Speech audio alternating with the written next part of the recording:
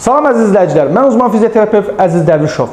Bugünkü mövzumuz skalyoz olan uşaqlarda hansı idman hərəkətləri olmalıdır, onları göstərəcəm.